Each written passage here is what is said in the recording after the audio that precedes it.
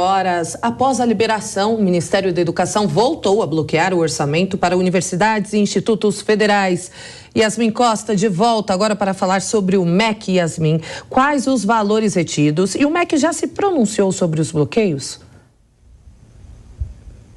Olha, Kalina, oficialmente o MEC não falou desses valores, o número ali que foi rebloqueado, vamos dizer assim, bloqueado novamente. Mas a União Nacional dos Estudantes fala em um bloqueio de pouco mais de 1,5 bilhão de reais para as universidades e para os institutos federais, cerca de 344 milhões de reais. Esse novo bloqueio, a informação foi dada pelo Conselho Nacional das Instituições da Rede Federal de Educação Profissional, Científica e Tecnológica, que tem a sigla CONIF. E aí essa instituição, ela compartilhou ali um ofício, vamos dizer assim, que dizia o seguinte, abre aspas, que o governo zerou o limite de pagamento das despesas discricionárias do Ministério da Educação previsto para o mês de dezembro.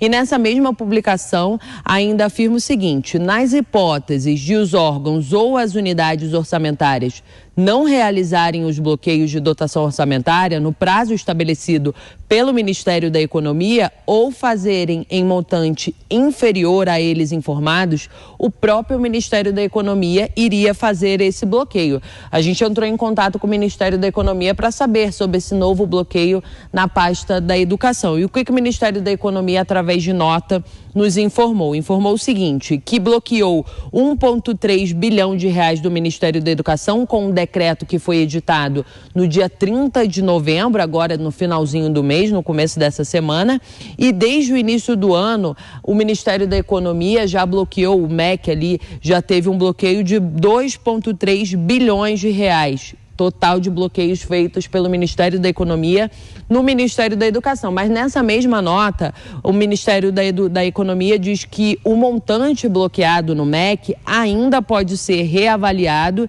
e diz que o MEC tem 411 milhões de reais em caixa. Mas mesmo dizendo que esse bloqueio pode ser reavaliado, a pasta da Economia não dá um prazo para que isso ocorra.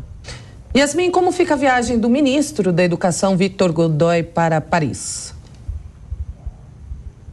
Essa viagem foi cancelada, viu, Kalina? O que acontece é o seguinte, com esse novo bloqueio aí dos recursos no Ministério da Educação, o ministro Victor Godoy, ele mesmo, segundo o próprio Ministério da Educação, decidiu não viajar para Paris. Era uma autorização que já tinha sido dada pelo presidente Jair Bolsonaro, que Godoy iria para Paris entre o dia 5 e 10 de dezembro para participar de uma reunião ministerial do Comitê de Políticas Educacionais da OCDE, mas diante desse novo bloqueio, o ministro da Educação, ele achou mais prudente ficar no Brasil para, segundo ele, buscar soluções para os bloqueios de verbas dos institutos federais e também das instituições federais.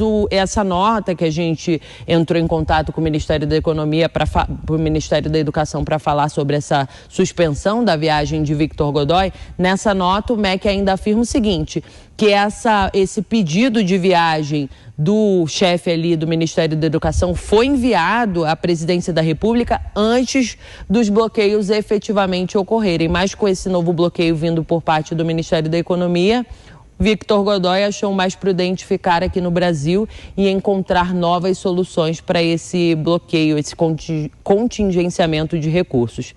Volto com você. Obrigada, Yasmin.